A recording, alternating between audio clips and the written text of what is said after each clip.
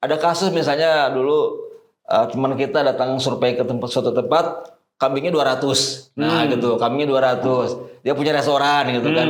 Ketika ditanya kenapa kok pakai SKTN, semata-mata bukan karena mau ngaku miskin, tapi karena biar bisa masuk ke sekolah tersebut gitu.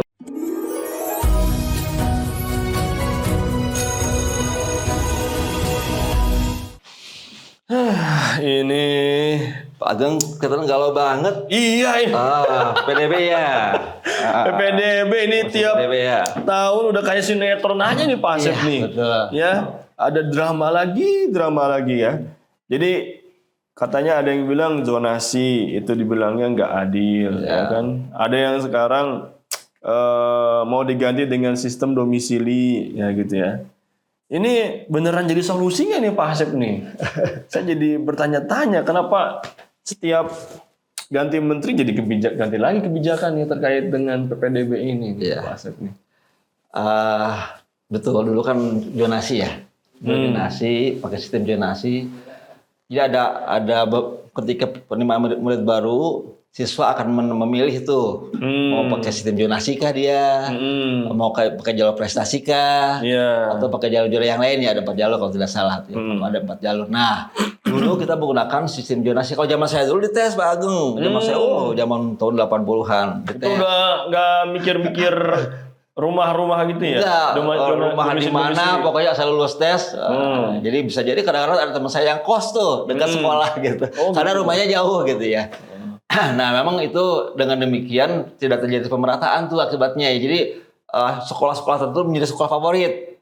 Sementara sekolah-sekolah yang lain ditinggalkan gitu ya, kurang favorit. Nah ini kenapa domisili diberlakukan, zonasi diberlakukan? Salah satunya agar ada pemerataan sehingga semua sekolah menjadi sekolah favorit, bukan hanya satu sekolah saja. Gitu. Jadi itu tujuannya diadakan sistem zonasi pada masa itu ya. Pada masa saya nggak begitu kan, saya bilang tadi kan.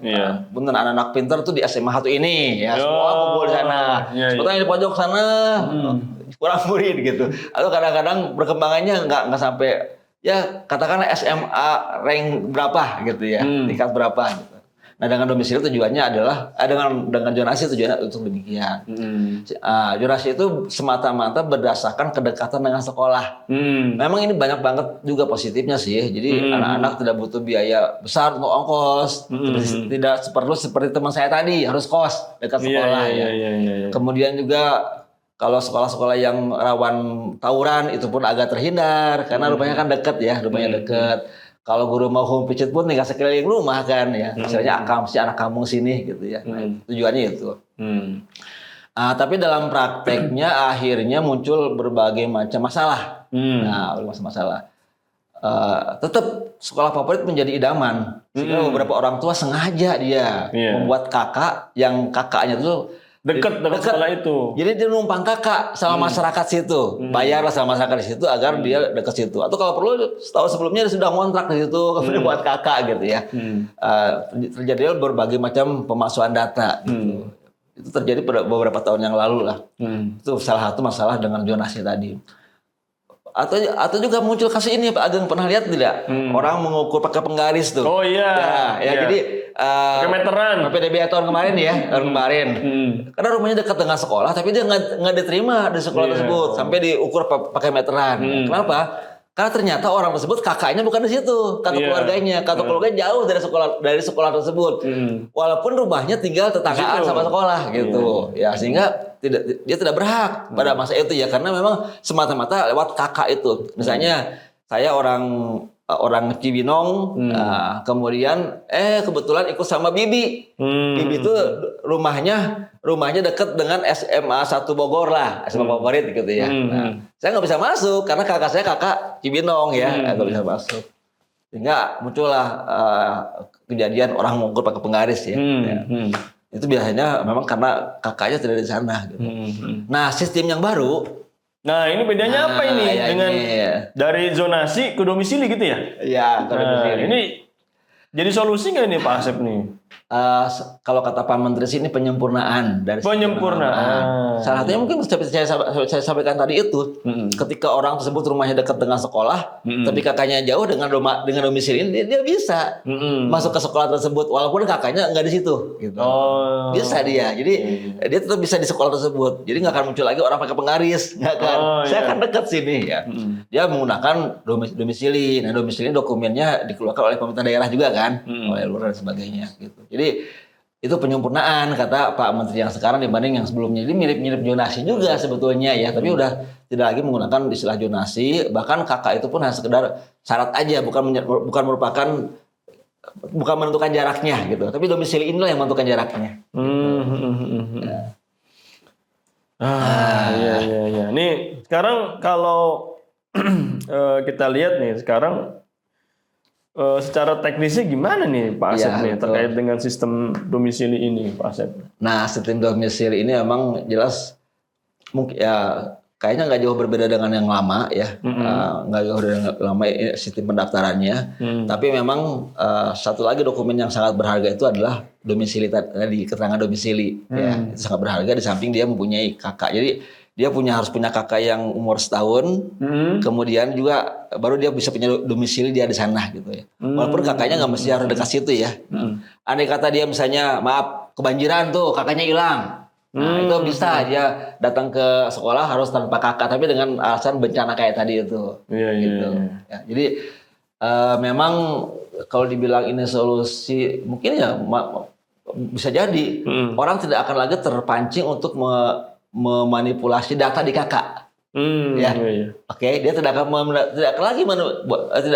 memanipulasi data di kakak. Dia tidak akan berusaha punya kakak yang dekat-dekat sekolah, nggak akan. Kenapa? Sekarang cukup dengan keterangan domisili, itu salah satu hal yang akan menghilangkan kecurangan yang kayak tadi itu dengan domisili itu. Kemudian ya orang-orang sekitar sekolah itulah yang kemudian memang mereka layak sekolah sekitar situ gitu.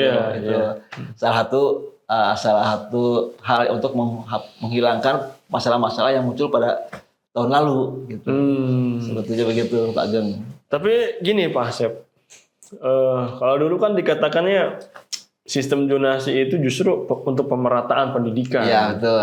Solusi terbaik lah gitu. Tapi kenapa kok tiba-tiba sekarang malah diganti gitu? Iya, makanya seperti yang saya bilang tadi, kalau kata Pak Menteri itu memang tidak boleh katakan tidak diganti ya.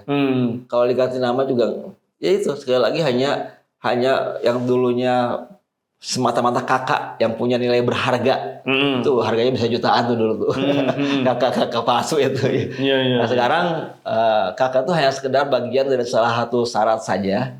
Syarat utamanya adalah untuk menunjukkan dia dekat dengan sekolah dan dengan domisili. Nanti ada sih katanya sih nanti pemerintah punya sistem tertentu yang menentukan kedekatan orang tersebut dengan sekolah tersebut. Tapi ada satu PR mungkin nanti buat panitia tuh, ketika orang mengaku rumahnya dekat dengan sekolah tersebut, dia harus survei, bener nggak rumahnya di situ gitu. Kalau zaman dulu kan yang disurvei biasanya SKTM itu ya, keterangan tidak mampu ya Pak Ageng ya. Nah survei tuh panitia biasanya mendatangi rumah murid kita yang mengaku punya SKTM tersebut. Nah, benar nggak dia memang tidak mampu gitu, atau hanya sekedar membuat surat tidak mampu aja agar dia bisa diterima di sekolah. Ya. Ada kasus misalnya dulu teman kita datang survei ke suatu tempat, kambingnya 200. Nah gitu, kambingnya 200. Dia punya restoran gitu kan. Ketika ditanya kenapa kok pakai SKTM, semata-mata bukan karena mau ngaku miskin, tapi karena biar bisa masuk ke sekolah tersebut gitu. Ya. Tapi ada juga begini, begitu datang ke sana, oh benar miskin. Oke, salam, pulang lah. Ada yang ketinggalan baik lagi. Ternyata barang-barang yang tadi di luar masuk lagi ke situ gitu. Jadi dia merancang rumah tersebut jadi kayak biar kelihatan miskin. Sehingga barang-barangnya dikeluar-keluarin gitu, yang barang mewahnya, kulkasnya, TV-nya gitu. Sesudah pengecekan balik lagi. Pengecekan balik lagi. Orang tersebut ada yang kasus begitu. Nah itu dulu ketika masa SKTM. Nah mungkin sekarang dengan domisili ini pun sepertinya nanti panitia pun harus akan survei itu. Emang betul nggak di situ rumahnya dia itu? Mungkin ya itu. Kalau emang pemerintah tidak punya teknis yang lain ya. Karena kan domisili yang hanya sekitar situ kan. Iya. Nah menurut Pak Asep nih, ini bakalan dampaknya itu positif atau malah jadi masalah baru nih Iya. dengan model-model seperti ini? Dari segi beberapa hal yang tadi ya, misalnya hilangnya keinginan orang untuk memanipulasi data, ini bisa jadi positif ya. Tapi kemudian ketika kemudahan membuat data pun, kan lebih mudah membuat keterangan domisili mungkin ya, dibanding buat kakak gitu ya. Oh, iya. Ketika kemudahan membuat data pun ini bisa, kalau tidak ada pengawasan yang ketat, dia dikhawatirkan malah makin nggak bagus gitu ya ketika hal ini terjadi. Kan yang membuat keterangan domisili itu kepala desa ya, tingkat desa lah mau keterangan domisili. Ya mudah-mudahan tidak terjadi di kantor desa itu menjadi PPDB tersendiri, PPDB bayangan. Sekarang namanya SPMB ya, seleksi penerimaan murid baru, SPMB bayangan. Udah kumpul di sana semua. Nah, itu yang mudah-mudahan nggak terjadi, Jadi kadang yang membuat keterangan domisili kan bukan catatan sipil seperti dulu ya. Ya sekarang kan adalah kelurahan ya. Itu bisa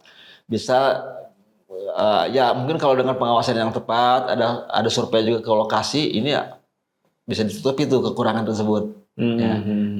Tapi kita bisa bayangkan sekolah kita misalnya ini Pak Ageng tahun lalu 800 orang loh yang daftar. 800 orang, kalau lalu kan 50% ya yang zonasi, itu berarti 400 orang. Pak Ageng siap tuh survei 400 orang. Itulah masalahnya. Oh iya.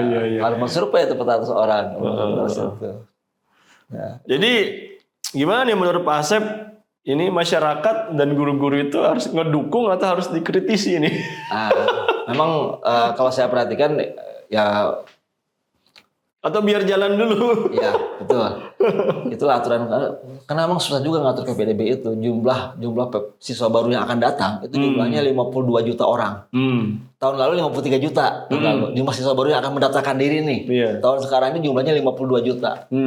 Itu ngatur 52 juta tuh yang jumlahnya hampir jumlah penduduk senegara, itu kan nggak mudah gitu. Ya nggak mudah. Jadi ketika pemerintah buat aturan ini memang harus didukung juga ya.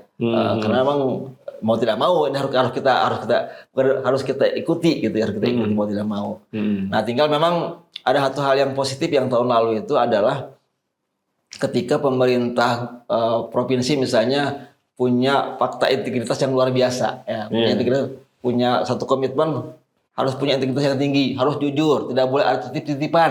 Nah, biasanya sekolah itu suka kerepotan kalau ada istilah titipan dari A, titipan dari B. Nah, kemarin tahun lalu dengan tegas dikatakan tidak boleh ada titip-titipan. Bahkan belum lama ini Pak Gubernur baru kita ini mengatakan tidak boleh ada titip-titipan katanya di sekolah. Nah, kalau memang pemberlakuan SPMB ini berlaku dengan jujur, transparan, itu akan banyak positifnya. Dan terutama orang-orang sekitar sekolah itu akan ikut ke sekolah dengan sistem domisili ini ya. Nah, orang sekitar itu yang akan masuk ke sekolah tersebut itu dia bisa menikmati betapa enaknya sekolah di dekat rumahnya gitu ya. Kalau nggak salah tahun sekarang 30% deh. 3 jatah untuk domisili. Tahun lalu kan 50% ya. Nah, tahun lalunya lagi 90% domisili zonasi itu. Nah, sekarang kalau tidak salah 30% domisili. Oke. Nah, kalau misalnya tadi dikatakan sama Pak Asep ada siswa-siswa titipan, nah itu kemungkinan bakalan muncul juga nggak di sistem yang seperti ini? Sebetulnya tergantung kemauan terutama dari di atas ya, dari yang punya memegang kepentingan lah, kebijakan. Ketika pemegang kebijakan itu punya satu aturan yang tegas dan konsekuen, itu ke bawah pun akan kuat. Sehingga kita di sekolah ya akan mengatakan nggak bisa Anda masuk ke sini karena memang aturannya nggak boleh gitu. Ini loh kita dimonitor nih, kalau sampai ketahuan semua kita dipecat. Nah itu insya Allah akan bagus, dan itu dampaknya tahun lalu itu cukup bagus ya. Tahun lalu cukup bagus untuk sekolah kita ya, untuk sekolah kita cukup bagus ya. Sampai ada masyarakat sekitar kita kan bilang begini, Pak, alhamdulillah sekarang hampir semua orang sini keterima katanya ya tahun lalu ya. Tahun-tahun sebelumnya mungkin dia nggak kalah saingan sama yang dari luar yang masuk ke dalam situ yang dengan menggunakan cara yang nggak benar gitu ya. Nah, tahun kemarin tuh sekolah kita cukup bagus lah gitu ya, sehingga masyarakat masih puas dengan 50% tersebut tadi itu.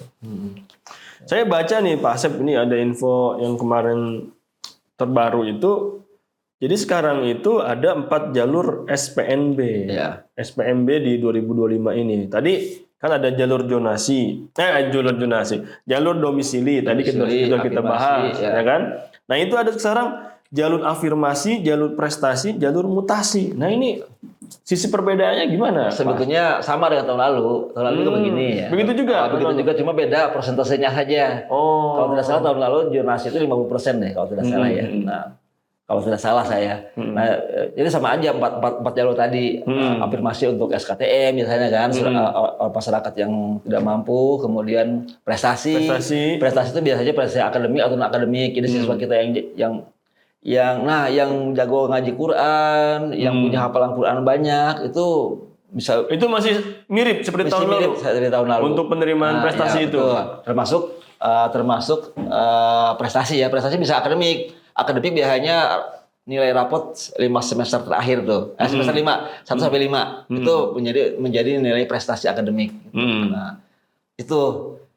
Nah, ada satu informasi Pak Ageng mungkin cukup menarik ya. Kalau tahun lalu itu kan SPMB itu PPDB ya tahun lalu. Itu dalam 2 tahap ya. 2 tahap zonasi kemudian prestasi kan. Nah, tahun sekarang SPMB sekarang informasi yang saya dengar tuh hanya 1 tahap. Jadi semua jalur apa namanya SPNB-nya itu semua terlaksana pada saat itu. Iya, pada saat itu. Empat-empatnya. Kalau tahun lalu kalau tidak salah pertama zonasi dulu ya, zonasi. Nah, sehingga anak yang tidak lulus zonasi dia bisa ikut lagi tuh pada tahap kedua, Nah, tahun sekarang anak harus milih. Dari 4 jalur tersebut mau milih jalur mana? Zonasi kah? Prestasi kah? Afirmasi. Nah, itu 3 ya. Kalau mutasi kan perpindah orang tua kan, perpindah orang tua. Kalau mutasi ya, satu lagi mutasi. Nah, harus milih. Kalau dulu bisa milih 2 ya. Zonasi dan prestasi dulu. Kalau sekarang atau zonasi atau prestasi. Ya. Salah satu milihnya gitu. Dulu punya dengan 2 jalur, dengan 2 tahap tadi emang ada dampak negatifnya juga Pak Ageng. Ya. Apa tuh? Muncullah yang namanya, ingat cuci rapot. Cuci rapot. Cuci rapot ya. Cuci rapot itu terjadi di beberapa sekolah. Yang saya bilang pada tahun lalu bisa jadi itu niatnya baik dari kepala sekolah, karena kepala sekolah negeri yang bagus, kepala sekolah negeri kadang-kadang merasa cemburu dengan sekolah-sekolah tertentu yang ngasih nilai besar-besaran tinggi. Sementara ini kan sekolah negeri. Akhirnya sang kepala sekolah pun memberanikan diri merubah tuh, mencuci rapot murid-muridnya supaya bisa keterima di salah satu SMA di situ. Nah, itu terjadi karena pada saat itu emang 2 tahap kan. 2 tahap. Pertama zonasi nggak masuk, dia bisa masuk prestasi. Jadi ketika nilainya bagus, zonasi nggak masuk, ada kemungkinan besar dia bisa masuk prestasi. Gitu Pak. Kalau kaitannya dengan jalur, kalau sekarang kan hanya 1 tahap kan? Iya. Informasi yang saya dengar yang 1 tahap, berarti dia harus milih. Ketika dia nggak keterima zonasi, ya sudah nggak bakal keterima lagi yang lain gitu, karena hanya 1 tahap. Ya. Kemudian ketika dia milih prestasi, dia nggak bisa milih yang lain lagi. Ketika dia milih afirmasi, ya dia nggak bisa milih yang lain lagi gitu, ketika nggak keterima. Kalau yang tadi jalur mutasi itu berarti dia pindahan ya? Ya, orang tuanya. Misalnya ikut orang tua misalnya tadinya kerja di provinsi lain, pindah ke sekolah tersebut ya. Tapi kalau tidak salah masa pindahnya tuh udah ada masanya lah, ada masanya. Kemudian dia misalnya baru sebagai pindah berapa bulan ya, gitu. Itu biasanya berapa minggu langsung ini. Belum kalau masalah kalau gitu ya. Jadi kemudian dia pun bekerjanya di pos di mana gitu ya. Maaf misalnya dia pekerjaannya katakanlah serabutan lah. Ya, pindah. Itu nggak dinilai tuh pekerjaan begitu. Jadi harus ada lembaganya tersebut yang menyatakan tempat kita kerja nih. Misalnya saya kerja di sebuah perusahaan, saya pindah, maka perusahaan tersebut menyatakan memang saya pindah gitu. Nah, ada pernyataan demikian. Bukan sembarang karena memang saya pindah saja gitu ya. Memang karena pekerjaannya. Itu pakai jalur mutasi kan. Banyak sih yang menggunakan jalur mutasi juga. Tapi emang, nah dulu biasanya suka pakai jalur mutasi itu banyak dari kalangan susah juga ya.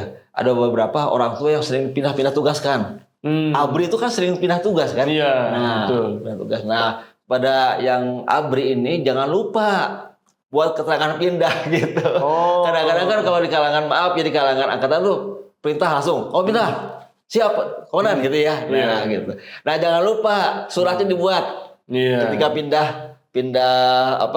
tugas. Pindah gitu. tugas. Kan kalau di abdi gitu kan ya, dia misalnya tinggal di Bogor, tiba-tiba oleh komandan suruh tugas ke Makassar. Anda harus tugas ke sana, siap komandan gitu. Nah, sekian lama. Nah, jangan lupa tuh buat surat pindah gitu. Kadang-kadang siap pergi, kan abdi kan cepat ya, pergi saja gitu. Lupa membuat surat pindah, itu masalah juga nantinya. Oh iya. Jadi kaitannya dengan jalur mutasi itu seperti itu ya. Berarti kalau jalur mutasi itu pindah itu berarti dia nggak, kalau misalnya kelas berapa ya, pindah yang SMA ya. Bukan kelas 10 dong, berarti kelas 11-nya. Enggak, itu yang bisa. Bisa Kelas 10 juga. Yang awal bisa, asal memang bisa dengan jalur mutasi ya. Jadi ketika dia bisa jadi betul, misalnya gini, dia sebetulnya SMP-nya sudah lama di situ. Ya. Nah orang tuanya waktu itu misalnya pindah ke situ ya, pindah ke situ. Nah tapi waktu itu belum menggunakan jalur mutasi. Nah belum buat surat mutasi lah gitu perpindahan tersebut. Nah bisa dia pindah ke SMA yang baru ini dengan mutasi. Atau bisa jadi yang pada umumnya gini Pak Ageng, dia jauh dari luar ya, dari luar pindah, si orang tuanya sudah di sini, orang sudah di sini, nah anaknya masih SMP di sana, gitu. Oh iya. SMP-nya, nah gitu yang sering terjadi, pindahlah ke sini untuk ikut orang tua, itu pakai jalur mutasi. Tapi syaratnya itu jangan lupa orang tuanya menunjukkan surat mutasi dari perusahaannya atau di tempat lembaga di tempat kerja. Kita misalnya ini guru ya pindah ke guru swasta pindah ke cabang swasta yang lain. Nah, ada pernyataan tuh dari kepala sekolah yang bersangkutan bahwa memang dimutasi ke sekolah tersebut. Ini gini Pak Asep, kayak misalnya kalau misalnya kan biasanya SPNB itu kan dilaksanakannya di awal-awal sebelum semester baru kan? Ya, betul. Nah, kalau yang tadi jalur mutasi itu bisa jadi di pertengahan semester bisa tetap penerimaan atau gimana? Kan biasanya di jalur, jadi mereka tuh kan biasanya anak-anak yang mau masuk ini mereka tuh memang lagi tes kan, belum selesai ya. Nah makanya seringkali ketika mereka ikut ini pun kadang-kadang hanya sekedar menunjukkan si raport semester 1 sampai semester 5 atau nanti menunjukkan SKHUR-nya gitu karena emang belum keluar gitu ya. Emang pertengahan bukan berarti mereka keluar nunggu SPM. SPM sudah mulai pada saat mereka lagi ujian bahkan. Oh iya. Itu SPM sudah mulai. Mulai. Jadi prosesnya sebenarnya udah sudah mulai dari akhir semesternya. Iya, sebelum akhir semester. Sebelum akhir semester. Jadi prosesnya kan mulai sosialisasi. Biasanya sekolah kita tuh datang ke SMP ya menyatakan bagaimana prosedurnya. Dan saya suka mengingatkan gini, jangan percaya calo gitu biasanya. Karena aplikasinya mudah kok, dikerjakan sendiri. Maka tidak berbayar. Biasanya itu yang sering saya ingatkan. Jangan percaya calo. Calo pun dia mungkin bisa jadi nggak banyak ngebantu. Karena tetap kita yang mengerjakan. Gitu. Kerjakan sendiri karena mudah. Kalau emang bingung tanya ke panitia gitu. Daripada ke calo benar ke panitia. Oke, Masya Allah. Ini luar biasa nih. Mudah-mudahan para orang tua sekarang semakin bersiap-siap nih untuk SPNB ini ya. Iya, betul. Pesannya apa nih Pak Asep? Itu terkait dengan sistem yang baru ini untuk para orang tua. Oke, pertama seperti yang saya sampaikan tadi, jangan pernah percaya calo. Ya, kemudian karena sekarang mau menggunakan sistem domisili, nanti mungkin akan diminta untuk keterangan domisili ini sendiri ya dari yang terdekat. Kemudian jadi Bapak Ibu bisa milih ke sekolah mana saja sebetulnya ya. Asal memang domisilinya sesuai dengan rumah dekat rumahnya itu gitu. Kemudian bagi yang punya prestasi, manfaatkan baik-baik prestasinya. Kan bisa pakai prestasi rapot ya. Karena sekarang milihnya kalau impor yang masih yang tadi betul, milih 4 pilihan tadi kan. Ya, bisa pakai jalur rapot.